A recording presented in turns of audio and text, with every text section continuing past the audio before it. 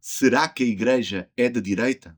Qual a relação entre cristianismo e Donald Trump nos Estados Unidos, Bolsonaro no Brasil, André Ventura em Portugal? Fica comigo nos próximos minutos porque é exatamente sobre isto que nós vamos falar.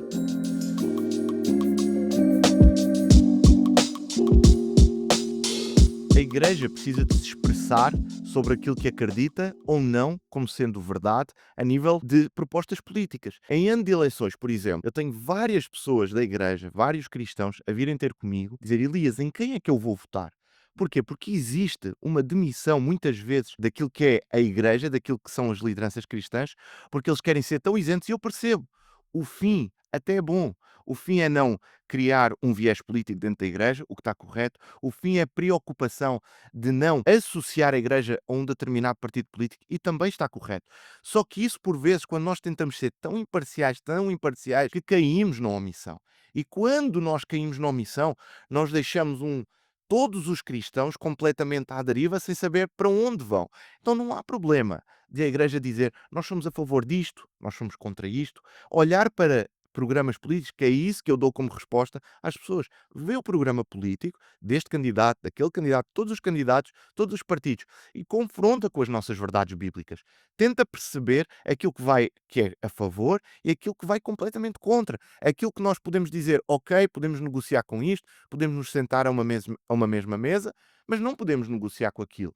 Um cristão jamais ele pode ser a favor de, ou pelo menos dar o seu consentimento na urna do voto a um partido que é contra a vida, que é contra a liberdade, que é contra a iniciativa privada, que é contra os princípios morais do cristianismo, que é contra a família tradicional.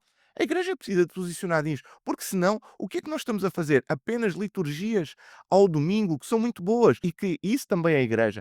Mas a Igreja também é à segunda-feira, à terça-feira, porque a Igreja, como nós dizemos aos nossos cultos de domingo, a Igreja somos nós. A Igreja não é um edifício, muito menos uma instituição. Embora nós precisemos de instituições para nos organizarmos e para estarmos devidamente legalizados, no entanto, a Igreja somos nós. E nós somos seres pensantes, e mais somos seres votantes e seres políticos, porque nós vivemos em sociedade.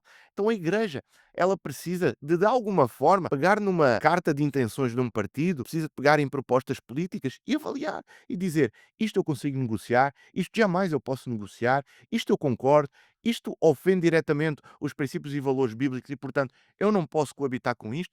E depois, é óbvio, não vai haver um candidato que vai vestir aquele fato à medida do cristão. Quase impossível. A não ser que a Igreja comece a formar os seus próximos líderes políticos. Mas até isso não acontecer, vai ser muito difícil nós conseguirmos encaixar um determinado político em tudo aquilo que são os nossos ideais. Então, como é que nós vamos? Nós às vezes vamos, infelizmente, pelo menos mal. Nós muitas vezes temos que olhar e entender: ok, eu com este, embora eu não concorde com isto, não concordo com aquilo, não concordo até com a forma, com este conteúdo eu posso até não concordar, mas ao mesmo tempo eu concordo com uma série de questões que não ofendem os meus princípios e valores, que vão até ajudar a concretizar isso na sociedade. Então o meu voto vai direcionado para isto. E o que é que isto nos dias de hoje tem traduzido? Tem sido a direita, ainda assim, aquela que tem trazido mais vanguarda a princípios e valores cristãos. Tem sido aquela que se tem aproximado mais de princípios e valores cristãos. E agora vamos trazer isto para o nível prático. O que a Igreja, após uma eleição e que, por exemplo, a direita ganha, o que a Igreja pode trazer? A Igreja pode relembrar a direita que não se pode esquecer, nem pode abandonar a causa do órfão, a causa da viúva, a causa do necessitado, a causa das minorias, a causa daqueles que precisam de proteção. A Igreja depois está aqui para trazer certos alertas ao sistema político, impedindo, quem sabe, se a Igreja é o elo de ligação entre aquilo que é bom da esquerda com aquilo que é bom da direita. Quem sabe se a Igreja é aquele que vai impedir esta polarização e impedir que o ódio impere entre a esquerda e a direita.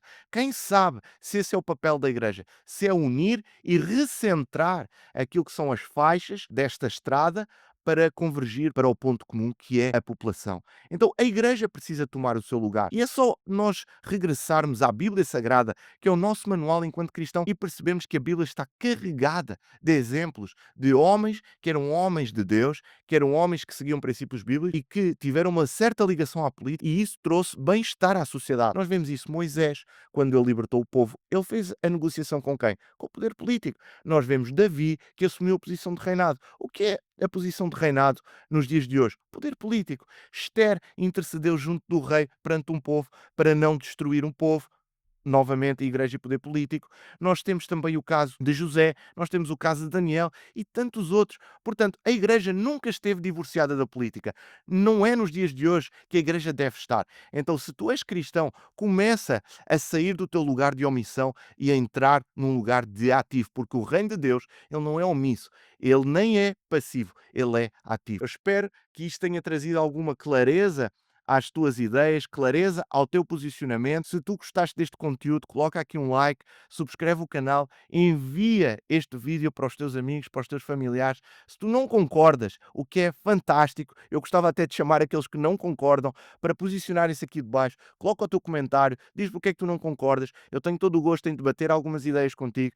Se tu quiseres até, tu podes ir ao meu Instagram ou ao meu Facebook, Elias L. Prudêncio, e enviar-me uma mensagem que eu tenho todo o gosto em conversar contigo e talvez a nossa discussão faça parte aqui de um próximo tema do nosso podcast. Até à próxima, eu espero por ti, fica desse lado, porque eu estarei aqui seguramente a preparar o melhor conteúdo para nós podermos discutir. Até à próxima.